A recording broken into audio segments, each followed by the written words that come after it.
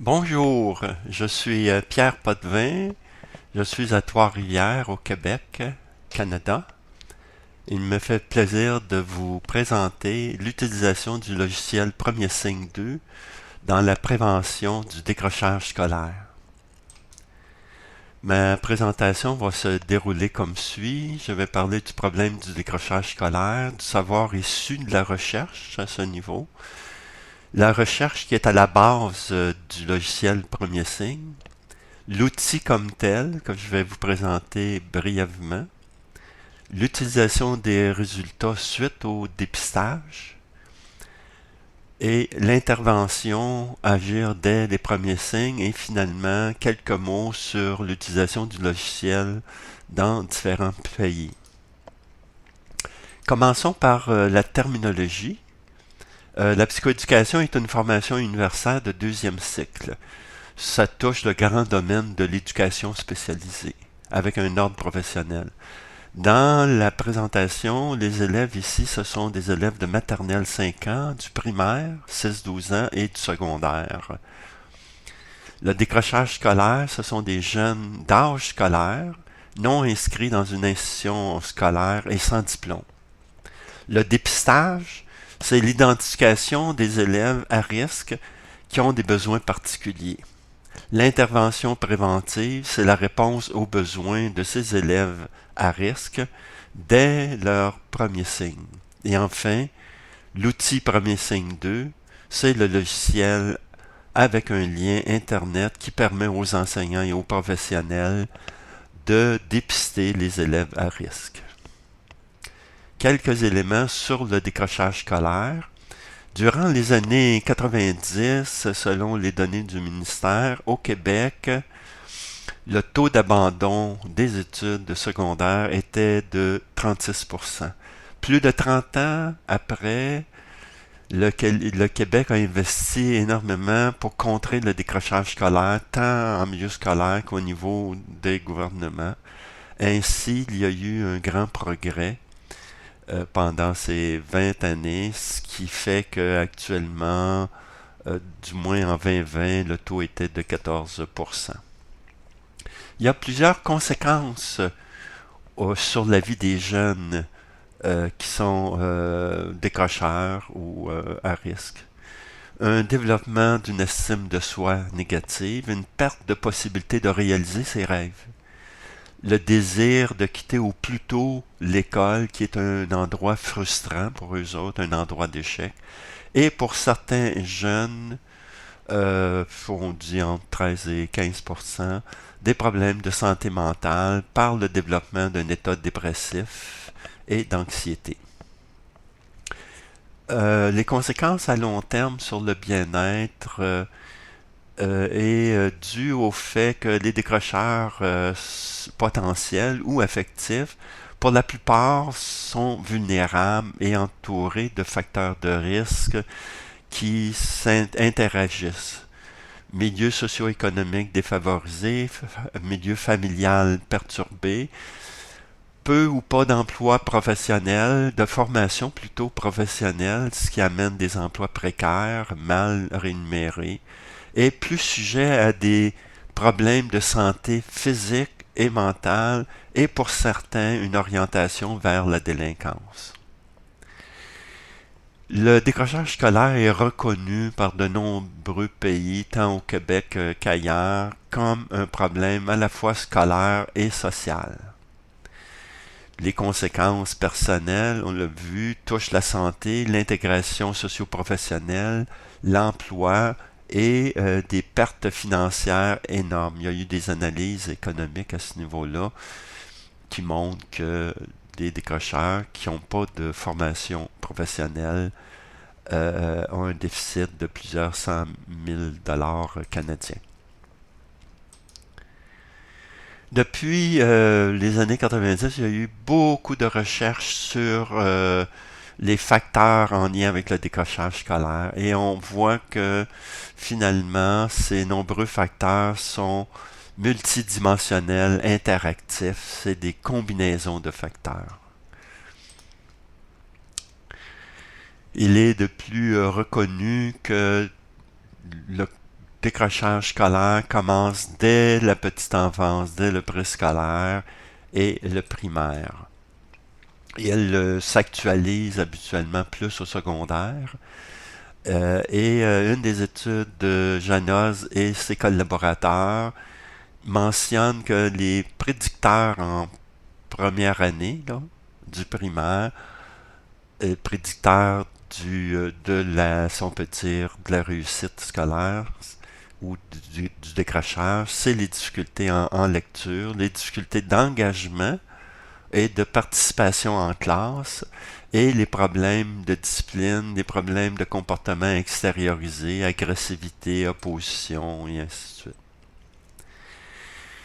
Ce que la recherche nous dit sur le décrochage scolaire, c'est que parmi les facteurs les plus importants, les prédicteurs, c'est entre autres la réussite dans les matières de base. C'est issu de l'une de nos études longitudinales, c'est très clair à ce niveau-là. Aussi, pour favoriser la réussite scolaire, on parle de la relation de bienveillance enseignant-élève, du climat de classe axé sur l'apprentissage et non pas sur la discipline.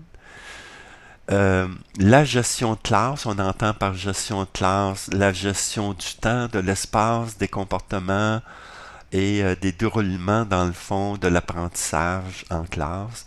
Et évidemment, l'importance de la collaboration parents-enseignants et école. Des constats des études longitudinales, c'est qu'on peut identifier très tôt les facteurs qui influencent le cheminement scolaire des élèves, leur réussite ou leurs échecs, ce qui veut dire qu'on peut prévenir le décrochage en intervenant tôt, en intervenant dès la petite enfance. Autre élément important qui soutient l'utilisation du logiciel où on se base sur l'observation des enseignants et aussi leur expérience, c'est que selon des recherches, il est reconnu que le jugement des enseignants à l'égard du développement et du rendement des élèves, sans être parfait, est un moyen qui est fiable. La recherche à la base du logiciel s'intitulait « Persévérance ou décrochage, que deviennent des élèves de maternelle 11 ans plus tard ». Notre échantillon était de 816 élèves de maternelle qui ont été suivis durant 11 ans, donc jusqu'à la fin de leur secondaire. Ce qu'on a trouvé à la fin du secondaire, c'est que 13% étaient décrocheurs. Remarquez que plus de 65% étaient des garçons et 35% des filles. Il y a une priorité des garçons. En retard, 25% et diplômés, 62%, à peu près équivalent, là, garçons-filles, mais les retards et le décrochage, plus de garçons que de filles. Concernant les instruments de mesure, pour la variable prédictive en maternelle, ce qu'on a mesuré dans l'étude, il y avait 3 questionnaires. C'est le cheminement anticipé, c'est-à-dire comment les enseignants voient le cheminement des élèves dans le futur. Est-ce que c'est sans difficulté ou avec difficulté? Quel type d'élève est chacun des élèves, soit un bon élève, un élève indifférent qu'on dit autonome, ou des élèves à risque, c'est-à-dire difficulté d'apprentissage ou de comportement extériorisé, des comportements d'opposition, d'agressivité. Et aussi un troisième questionnaire qui est la perception de l'enseignant, de chacun des élèves, à partir de 18 adjectifs contraires qui décrit l'élève. La variable critère, celle qui est mesurée à la fin du secondaire, c'est la qualification des élèves 11 ans plus tard, soit diplômés, soit en retard ou décrocheurs. Donc, la première mesure, c'est le cheminement anticipé. On demande aux enseignants, basé sur leur expérience et l'observation des élèves, si l'élève va poursuivre sa scolarité sans difficulté, ou avec des difficultés légères, ou encore des difficultés assez importantes qui demandent l'intervention d'un professionnel, ou encore des difficultés très importantes qui pourraient, par exemple, mener au redoublement. Le deuxième instrument, c'est la perception des enseignants sur les types d'élèves. Est-ce que c'est un élève attachant, c'est-à-dire un bon élève, un élève indifférent qui est autonome? Ceux-ci sont des élèves qui ne sont pas à risque. Préoccupant, est en difficulté d'apprentissage ou rejeté en difficulté de comportement extériorisé, c'est des élèves à risque. Le logiciel ajoute deux autres types d'élèves, c'est-à-dire les difficultés de comportement intériorisé, c'est-à-dire des élèves qui sont en retrait, qui ont peu de relations avec les autres, et des élèves peu motivés. Pour ce qui est du troisième instrument, c'est une échelle sémantique différentielle de 18 adjectifs contraires. Chaque paire a une valeur de -3 à +3, puis l'enseignant cote. Je vais vous montrer là, une image de l'instrument. Vous voyez ici, vous avez du côté gauche les adjectifs négatifs et les adjectifs positifs. Sur une même ligne, l'élève peut être engagé à désengagé et selon le cas, ça va donner un score ici, par exemple, c'est fortement +3 à -3. Nonchalant, travaillant, calme, agité, etc. La qualification, maintenant, à la fin du secondaire, c'est les informations du ministère de l'Éducation.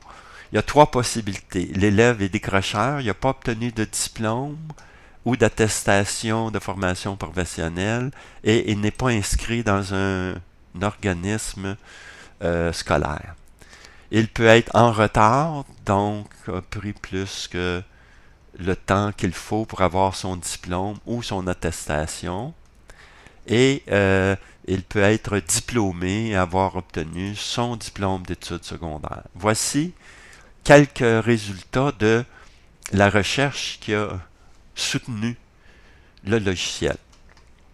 Vous avez ici les mesures en maternelle, donc 5 ans, le questionnaire, les cheminements anticipés, les types d'élèves et l'attitude des enseignants.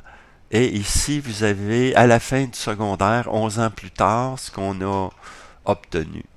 Si on prend un regroupement des élèves ce qu'on dit positifs, c'est-à-dire qui sont sans difficulté, qui sont dans des types d'élèves identifiés comme des bons élèves ou des élèves autonomes, et dont l'attitude et la perception de l'enseignant est de moyenne à supérieure, dans la moyenne supérieure, si on peut dire, on retrouve 80% de ces élèves-là qui sont diplômés, 14% qui sont en retard et 6% qui sont décrocheurs. Alors, malgré le positif, en cours de route, il y en a qui en arrivent à décrocher. Mais 80% de diplômés. Maintenant, si on regarde le regroupement des élèves qui ont des mesures négatives, donc des élèves qui sont avec difficulté dans leur cheminement, soit des difficultés d'apprentissage ou de comportement extériorisé, et des attitudes inférieures à la moyenne de la part des enseignants. Vous voyez là, seulement 23% ont diplômé. 47% sont en retard ou, dans le fond, ont redoublé et 30% ont décroché. Maintenant, quelques mots sur l'outil comme tel. Il y a un document, premier signe, qui décrit, si on peut dire, l'instrument, l'outil de dépistage. Sa caractéristique, c'est un outil informatisé avec un lien Internet pour son accès. C'est un outil qui est conçu pour être rempli surtout par les enseignants. Il peut l'être par des professionnels, si on peut dire, de l'éducation. Il est conçu en se basant sur la connaissance et les observations que l'enseignant a de chacun de ses élèves. Les résultats peuvent être utilisés par l'enseignant, par des professionnels de l'école et par la direction de l'école, ou les trois en même temps. Il peut être rempli pour chacun des élèves de la classe ou encore pour certains élèves qui sont ciblés, seulement quelques élèves. 3 questionnaires sont remplis. L'enseignant a en main son matériel de référence avant d'évaluer chaque élève. Il évalue les élèves à l'aide des 3 questionnaires et la durée peut dépendre du nombre d'élèves évalués, de 10 minutes à 1 heure selon... Il y a deux temps de dépistage. Un premier temps qui est en début de l'année, à peu près en novembre, pour orienter l'intervention et pour identifier les élèves qui sont en besoin particulier. Et un deuxième qui est à la fin de l'année scolaire, en avril, pour réajuster l'évaluation suite aux interventions qui ont été faites, avoir aussi une possibilité d'orienter, de classer les élèves pour l'année suivante. Vous avez ici, lorsqu'on ouvre le lien de premier signe, s'il apparaît. Ici, vous avez la page de premier signe pour remplir les données. Alors, le nom de l'école, le groupe d'âge, la date. Et vous avez ici, ce qui est important, l'identifiant de l'élève que vous lui donnez, un numéro quelconque si on veut faire un suivi, le sexe de l'élève, le cheminement, le type d'élève, le score de l'attitude ou de la perception et les niveaux de risque. Maintenant, le cheminement, il y a 4 cheminements, soit sans difficulté à difficulté très importante. Le type d'élève, il y a une description de chacun des types, bon élève, indifférent, difficulté extériorisée, intériorisée, peu motivé. Et la description avec les 18 adjectifs qui ont été vus. Les résultats identifient les élèves à risque, les élèves non à risque et les élèves à surveiller. Ils ne sont pas à risque, mais il faut les surveiller. Il précise le type d'élève afin d'orienter l'intervention et le niveau de risque. Risque faible, risque modéré, risque sévère aggravé selon le résultat du questionnaire 3. Vous avez ici un résultat d'une évaluation de 4 élèves, la liste des élèves avec le code, le sexe des élèves, le cheminement, ici c'est en difficulté très importante, le type d'élève c'est des difficultés de comportement extériorisées, le score est plus 3 sur plus 54 possible, et le niveau de risque c'est un risque sévère. L'utilisation des résultats suite au dépistage, il y a plusieurs possibilités d'utilisation. Enrichir le plan d'intervention, étoffer le dossier scolaire de l'élève, fournir des arguments lors de la rencontre avec les parents, confirmer des doutes que peut avoir l'enseignant qui n'est pas sûr, le logiciel vient l'aider, orienter les interventions directes auprès des élèves à risque, contribuer dans certains cas au classement des élèves pour l'année suivante et peut-être regrouper les élèves de même type pour leur donner des ateliers, par exemple sur l'apprentissage de la lecture ou sur les habiletés sociales.